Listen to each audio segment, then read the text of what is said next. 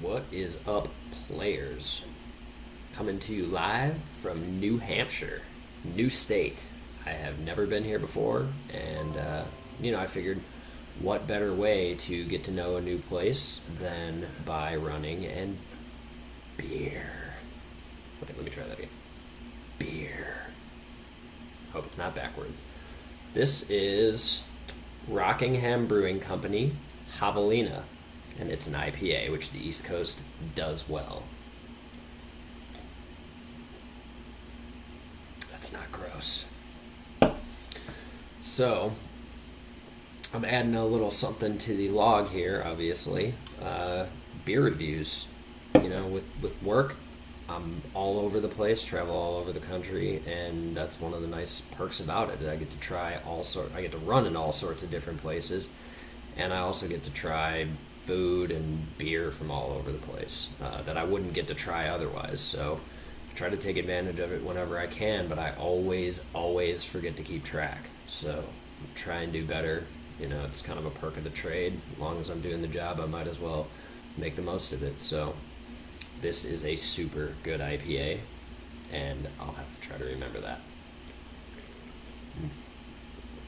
Yeah.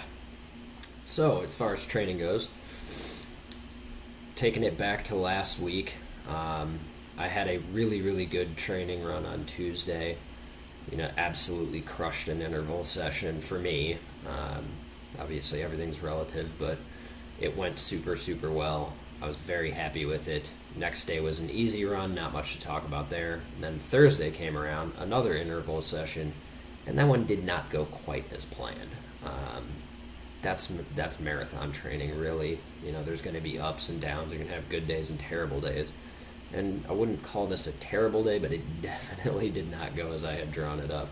And especially after having done really well on Tuesday, I kind of built this up like, oh, it's going to be another step forward.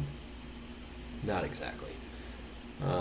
Made it through the first part of the workout fine. I did feel like I was working a little harder than usual at that pace. And then once the interval session kicked in, stomach problems cropped up. I had to take a slight break. And then, while I had a minute to kind of think about things for the workout, I kind of looked myself in the eyes and was like, am I going to have a bad workout, or am I going to just push through this and make the most of it and just do what I'm capable of doing today to try to live up to what the point of the workout is, which is to stress my body and be working hard. And I was able to regroup mentally and push through it, and it wasn't my best run at for zone 4 threshold pace. I should be going pretty quick to do that. I think 6:15, 6:20 for me is pretty reasonable, and I definitely wasn't going at that pace.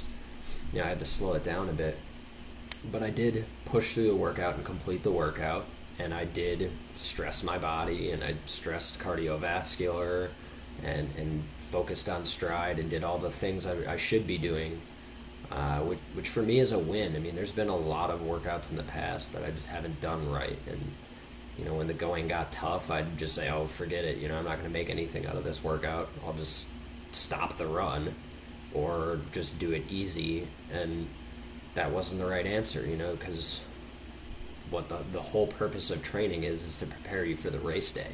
Well, if you quit when the going gets tough in training, what are you training yourself to do? You're training yourself to quit when the going gets tough on race day. So I was pretty happy with the fact, I wasn't happy with the workout, but I was happy with the fact that I was able to suck it up and complete the workout at the intensity that was designed. So that was kind of a silver lining moment.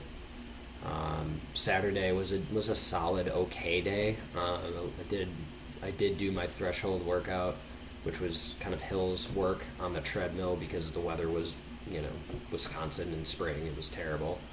And then, unfortunately, I really hate doing this, but I did do my long run on the treadmill on Sunday. I just, in my mind, I struggle so much to do those quality long runs on a treadmill, because it's just, you cannot simulate race day on a treadmill, at least not in my opinion. So I try as much as I can to get those in outside, unless the weather is so bad that it's just not going to be productive. And that was Sunday. It was like raining pretty steadily the entire day. It was cold and overcast, you know.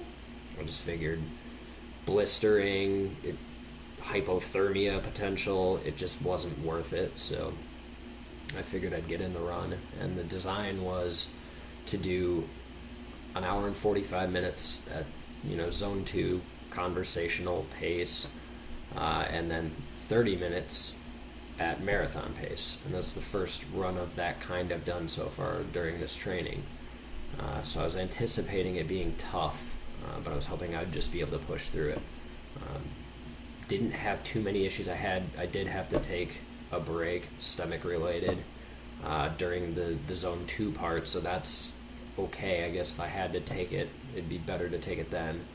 And then, finished off the zone 2 work and went straight into the marathon stuff, and predictably it was pretty tough at first for me, and I did back it off a hair. I think Garmin said I was doing about a 6:50 pace.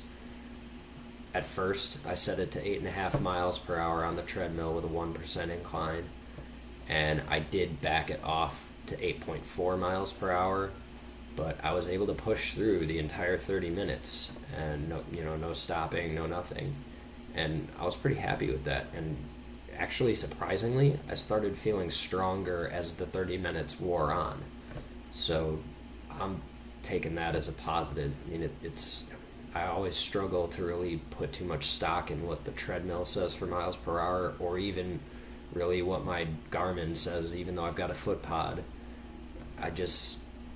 They're different enough that I just struggle to really know what to make of it. So to me, it's about perceived exertion and the amount of time I'm on it. That's what I really take away from it, and then just see how it translates when I'm able to get outside again. So I think that's about it. It's kind of a long one today, but there was a lot of time between today and the last one I did, and I added a new segment, but an important and worthwhile one. You have to get the chance to try it. Deuces.